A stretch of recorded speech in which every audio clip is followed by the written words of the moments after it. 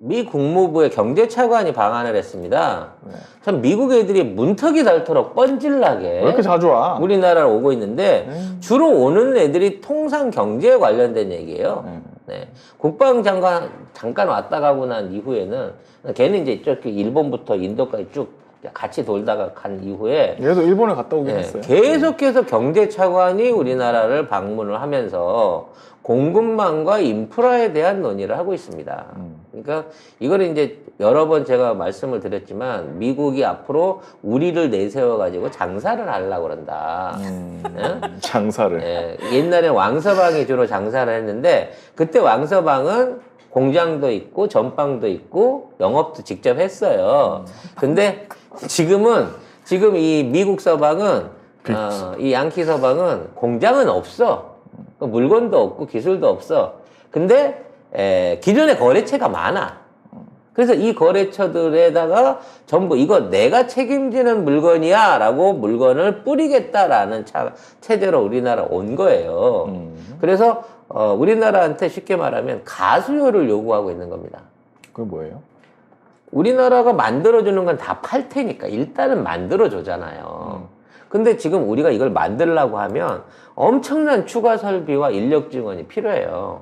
물론 4차 산업혁명 시대이기 때문에 앞으로 인력의 공용보다는 자동화된 생산 시스템을 늘려야 되는데 이러한 생산 시스템의 대형 확대를 지금 지속적으로 요구를 하고 있는 거고 그건 우리나라 기업들이나 국가가 인프라 차원에서 선진 투자를 해줘야 되는 거거든.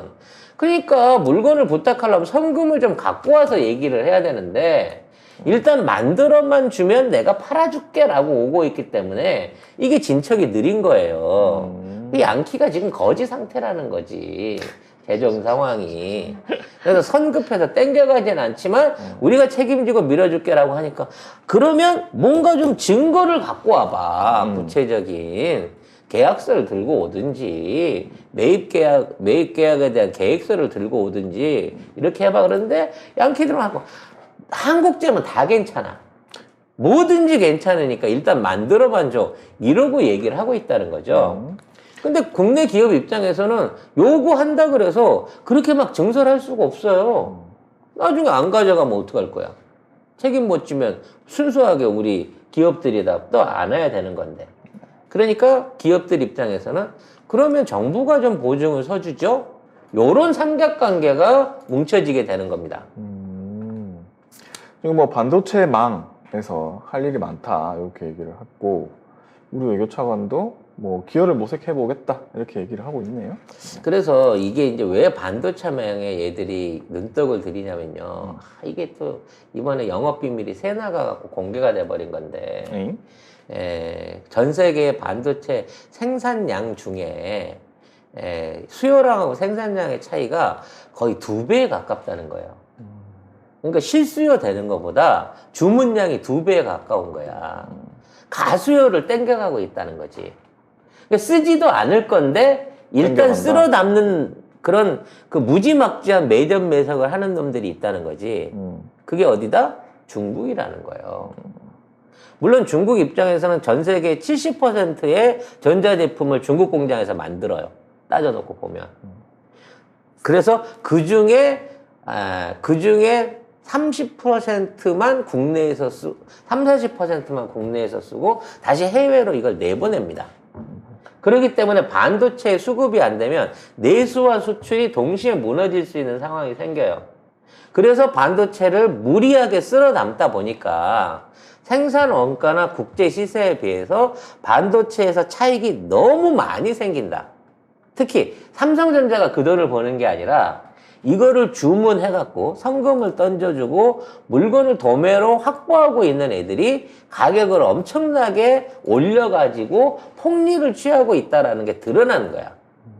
그러니까 삼성이 폭리를 취한 적이 없어요. 중간에 이거를 유통하는 애들이 폭리를 취하고 있다는 걸 미국이 알게 된 거지. 그러니까 야 이거 석유보다 훨씬 남는 장사인데. 석유보다 훨씬 안정적으로 소비되면서 중간 유통만 하더라도 생산자보다 더 먹어. 이런 시장을 발견을 한 거지. 그러니까 당장 내년부터 나한테 줘. 나한테 다 맡겨. 내가 중국부터 시작하고 유럽 어디든지 알아서 골고루 나눠줄게. 라는 방식으로 개입을 하려고 하는 거예요. 안 좋은데? 안 좋죠. 이걸 미국에 줘놓으면 미국 애들이 계속해서 물량을 줄여나가면서 이거를 정치적으로 외교적으로 무기로 활용할 가능성이 높아 보여요. 그러니까 이거는 우리도 어떻게든 지켜야 됩니다. 주권으로 지켜야 되고 생산 물량보다는 현지 생산 같은 방식을 늘려나가는 기업들의 현명한 투자도 있을 거예요. 근데 반도체뿐만 아니라 다른 일반 화학 제품을 비롯한 자동차 부품 뭐 이런 류의 조선 이런 류의 제품들까지도 미국의 공급망 정책 안에 포함을 시키려고 하고 있는 거지. 근데 우리는 그럴 필요가 없거든. 안 그래도 잘 팔아. 미국이 간섭 안 해도 잘 팔아. 그래서 이거는 제2의 미국의 어떤 그 슈퍼 301조 같은 거야. 근데 예전에는 우리 걸 안 사주겠다고 개기던 차원이었다고 치면 이제는 우리가 만들어낸 물건을 지들이 팔겠다고 와가지고 숟가락을 얹고 있다는 거죠. 물론 뭐 일부는 타협을 해야 될 부분도 있고 또 이러한 과정을 통해 갖고 한국의 어떤 그 얻어내야죠, 우리도. 경제 영토가 넓어질 수 있는 것도 있지만 이거를 일방적으로 미국의 의견을 수렴해가는 과정으로 가서는 안 된다는 거예요. 그래서 우리가 적절한 등거리 외교와 이런 것들을 잘 하려고 하면 이것이야말로 김현정 차장이 차기에 이와 관련한 통상 관련한 업무의 장이 되어야 될 특별한 이유가 있다는 거죠. 이것만 잘하면 쉽게 말해서 물건은 줄 테니까 이 물건의 어떤 그 배부의 권한이라든지 가격 결정의 권한 같은 걸 미국하고 나눠 가질 수 있는 일종의 현명한 협상과 타협이 중요한 부분이 생기고 있거든요. 하지만 중요한 건 뭐냐? 그거를 하겠다는 미국의 의지가 이렇게 뚜렷하다는 거죠. 그리고 그걸 하기 위해서는 북한 전역을 사실상 개성공단화해야 돼요.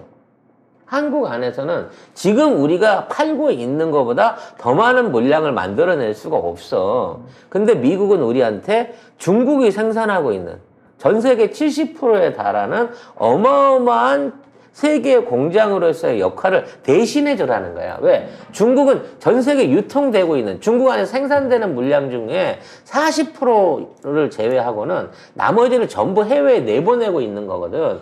그거를 한국이 대체해 주기를 바라고 있단 말이야. 그래야 중국을 완전히 고립시켜버리고 경제적으로 제재할 수 있는 근본이 거기 있다는 거지. 왜냐면 미국도 어차피 먹고 살아야 되기 때문에 생필품이 필요하거든요. 나이키 운동화라든지 플라스틱 바구니 있어야 돼요.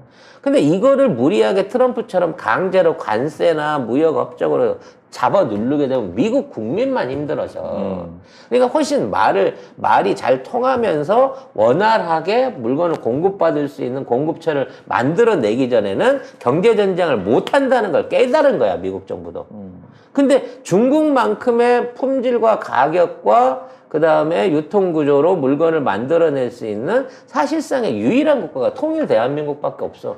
우리 지금 통일 한반도가 아닌 남한, 대한민국에 있는 생산 설비와 능력과 인건비로는 중국하고 경쟁을 붙을 수가 없단 말이죠. 그렇죠. 인건비가 안 되지. 그래서 그거를 할 수 있게끔 만들기 위해서 미국이 투자를 하게 되면 통일부터, 남북 경협부터 그 이후에 만주 지역이라든지 러시아라든지 뭐 우즈벡 중앙아시아 쪽으로 펼쳐나가는 한국의 경제력을 확산시키는 데 있어서 미국이 든든한 후원자가 된다는 거죠. 근데 중요한 거는 종전이 돼야지.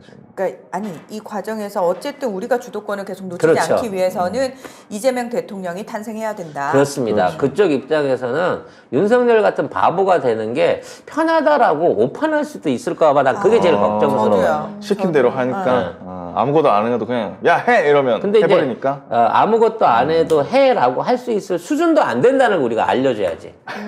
얘는 뭐라고 말을 해도 못 알아듣는 애야. 무슨 말인지 말을 못 알아듣기 때문에 안 된다. 절대 만찬을 해서는 대화를 나눌 수가 없고 술을 먹어야 대화가 통하는 애라니까. 얘는 기본적으로 외교를 비롯해 경제에 대한 아무런 상식이 없는 애기 때문에 니들이 더 답답해, 얘가 오면. 그렇지. 우리가 만약에 그 사람이 되면 이제 우리가 노동 후진국이 되기 때문에 수출하기도 힘들어집니다. 뭐 이래저래 우리나라 국민들뿐만 아니라 세계의 국가들과 정부가 민주당 정권의 연장, 또 하나의 문재인 정부 또는 문재인 정부를 뛰어넘는 더욱 강력하고 자주적인 대한민국 정부, 이재명 정부를 원하고 있다는 거예요. 그렇죠. 그리고 지금 있는 상황에서 중국 입장에서도 오히려 지금 있는 문재인 대통령한테는 나쁜 짓을 참 많이 했어. 쉽게 말해서 지가 재발 저린 게 있어. 그렇기 때문에 정부가 바뀌어지게 되고 이재명 정부가 오면 그간에 있었던 은원 관계를 싹 씻고 이제부터 내가 겁나게 잘하겠습니다라는 태도로 적극적인 외교 정책을 펴올 가능성이 있다는 거야. 근데 문재인 정부는 사드부터 시작해갖고 너무 많이 그동안 괴롭혔거든, 중국이. 엄청 괴롭혔지. 외교적으로도 엄청 괴롭혔거든. 그래서 그 부분 때문에 갑자기 태도를 바꾸게 되면 요게 또 대국의 체면이 안 서는 부분이 있다는 거예요. 그런 면에서 이재명 후보에 대한 중국의 관심도 상당히 높을 걸로 보여지고요. 아마 이제 선거 전에 임박하게 되면 양쪽 후보를 비교한 국가들의 성명 내지는 뭐 여러 가지 이 언론 보도들이 나오기 시작할 거고. 나올 수밖에 없죠. 우리도 왜 미국의 대통령이 누가 됐을 경우 이 그렇지. 상정해서 언론 보도 그렇지. 나오고 그러잖아요. 그래서 네. 그런 류의 보도를 통해 가지고 누가 되는 게 유리하다라는 발표를 하면 이게 사실은 직접적인 선거에 대한 영향을 미치는 요인이 되거든요. 근데 만약에 이재명 후보한테 좋은 기사가 나오면 우리 언론도 또 안 받았을 겁니다. 우리라도 알리면 돼. 네. 그러기 위해서는 여러분의 조댓구알이 너무 간절히 필요하다는 거. 네. 한번 순간 해주세요. 놀랐네. 여러분 송작가TV 조댓구알 좋아요, 구독, 알림 설정 다 해주세요. 네. 아무튼 이 페르디난데스 차관이 2박 3일 동안 왔다 가긴 했는데 이 사람이 원래 친한파는 아니에요. 친일파에 가까운 사람이었는데 지금 이제 위에서 찍어 누르니까 와가지고 얘기들을 하고 있는데 여기 보면 정부 고위 관계자들한테 얘기할 때 전자, 인프라, 배터리가 있는데 하나 추가된 게 건설입니다. 건설. 예. 즉 미국 안에서 앞으로 이루어지게 되는 2,700조 이상의 복지 자금을 비롯한 1,500조 이상의 공공시설 SOC에 관련한 것도 한국하고 같이 협업해서 만들어야 되는 거예요. 한국 공장을 지어야 되고 한국식 수소발전 시스템을 들여와야 되고 이런 부분이 있기 때문에 이런 부분 안에 추가 투자를 해달라는 거야. 한국식이 세계 표준이 되는구만. 그렇죠. 그렇죠. 통신을 비롯해서 건설, 그 다음에 제조 기술, 제조 공정들 이 모든 것들이 한국식 표준에 의해서 만들어지게 되고 이게 정착이 되면 돌이킬 수 없게 된다는 거지. 야, 중국이 그렇게 돈을 쏟아 부어가며 전 세계를 중국식 표준으로 그렇죠. 세우려고 난리를 쳤는데 우리는 그냥 가만히 앉아서 그래서 우리나라 KS나 뭐 이런 것들을 개무시하고 제일 심한 게 이제 한방 이쪽에서도 우리 한방을 전부 다 뺏어가 가지고 진해가 중국식 한방을